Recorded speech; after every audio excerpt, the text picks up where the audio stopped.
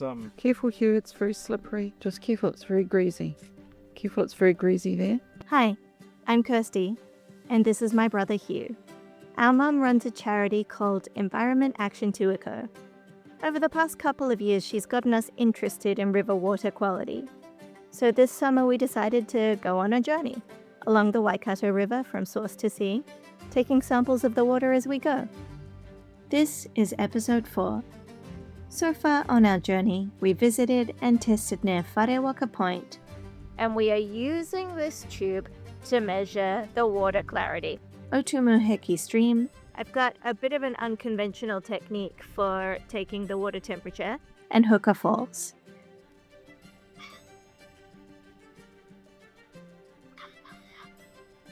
You right? Yep. We wanted to spend some time learning about the dams that are periodically placed along the Waikato River. Dams are a reliable source of clean energy, but can also negatively impact the river's ecosystem. They block migration routes, cause pollution and habitat destruction, and alter the river flow and temperature. So we couldn't film a series about the Waikato without talking about them. We arrived at the Ohakuri Dam just in time for the first release of the day. We also bumped into the manager, who was kind enough to give us some extra information about how they deal with heavy rainfall. I've kept my camera pointed at the scenery to protect the manager's privacy, but it's his voice you can hear. Normally, when the weather's been real bad, we'll have it wide open, and it actually starts to erode the bank on the other side, and starts to like wash it away. Oh no! Wow. Yeah. Well, emergency wise. Yeah, so that's probably about like 80, maybe 80 like cubic meters a second. 80 cubic meters. And we've had it up to like 500 or 600. So Okay, so that's Indeed. quite gentle that's compared pretty to... small.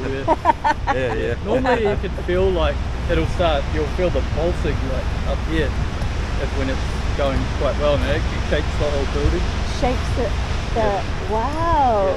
that's Go away. crazy. Yes, so it runs through the station. Yeah. Yeah. Okay, so that's the station there. Yeah. Oh wow, okay. Yeah. So there's like big like doors in here, Yeah.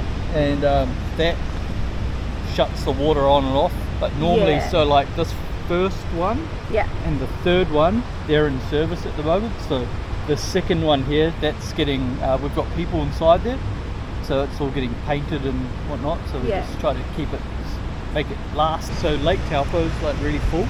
Yeah, it is. It is. It is. So basically, we have to keep the level down, so we try and move as much water as possible. Yeah. We have to simulate a natural flood. Right. And Not just a natural river flow, but a natural flood. yeah. Right. Wow. So you don't really see the after effects till past Karapiro. Yeah. Yeah. Yeah, cool. Yeah. And do you mind if we post this on YouTube with your voice in it? Or? Oh yeah, that's fine. Yeah. We don't have any followers, so. Oh, okay. It's interesting stuff though. Yeah. Not many people know that these places are here.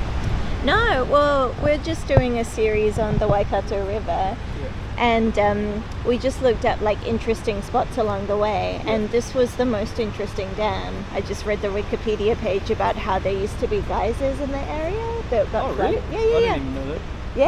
No, the Wikipedia page is pretty short, but they were saying there were 2 large geysers here, and then when the lake filled up, they were flooded. Could have been in that. Oh, thanks. Sweet as, over to carry on.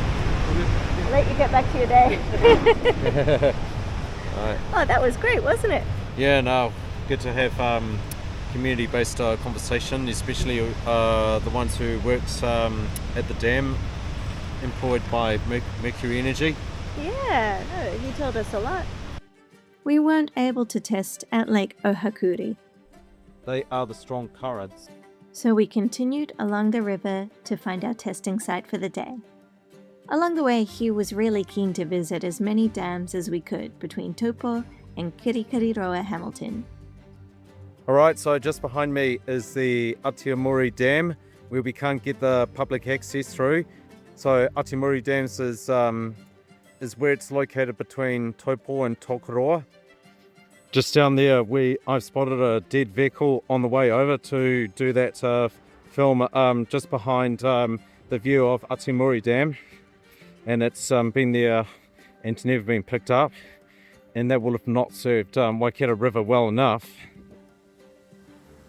So our day 4 concludes here at the Whakamaru Dam, and we are just near the village of the Whakamaru as well. And so it's owned by Mercury Energy, as much as 2 other dams we explored today. So if we just do a little bit more exploration here, We might just find the perfect testing site. Here we are at Dunham's Point Reserve. we sure have. So, we'll start with the smell of the water. While I was busy thinking about taking so smart observations, Hugh was being more practical. Litters. If you've been watching along, you'll remember that So Smart stands for smell, obstructions, stream bed, margin of the bank, appearance, rate of flow, and top surface of the water. Today's observations are: the smell was fresh, the banks and islets obstructed the flow at the testing site, the stream bed was concreted over and covered in a slimy algae, Just careful, it's very greasy. the margin of the bank was very stable, with no erosion and lots of vegetation consisting of native and non-native bush. The appearance was very clear. The rate of flow was still, there was none. As for the top surface of the water, I think Mum said it best. And the significant vegetation are the water lilies that are a thick mat on the wetland area. They're in bloom and they look beautiful, but they don't think they're native. We can check that out. Got it. I did check that out, and the lilies are native. Native to Mexico? They aren't the worst introduced species we have to deal with in Aotearoa, but they can still crowd out native plant species and change the habitat of native animals. So not the best either. After we did our So Smart observations, it was time to take the temperature, 23 degrees, and pH reading of 6.5. Hugh and I teamed up again to take the clarity reading. I'm ready.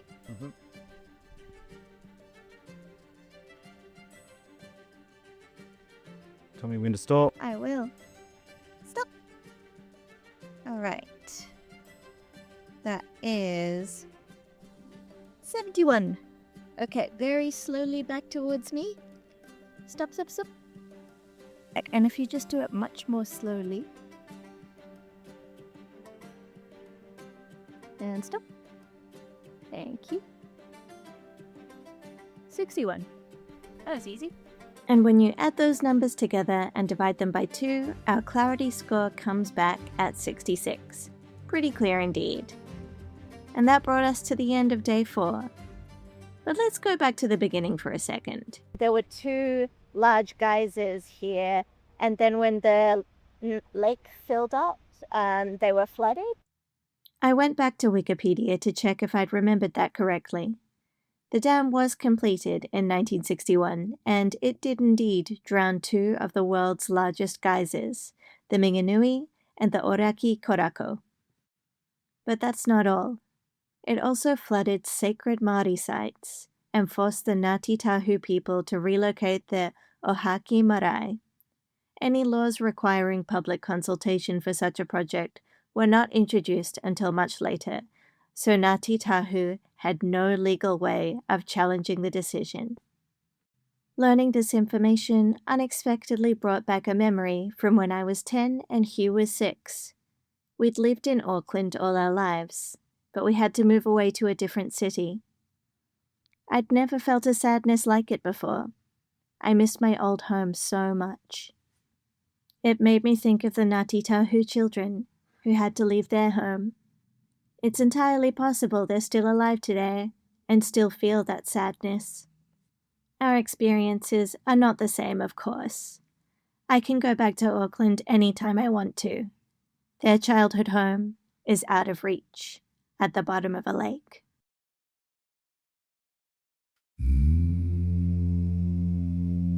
Noyo matua korete timatanga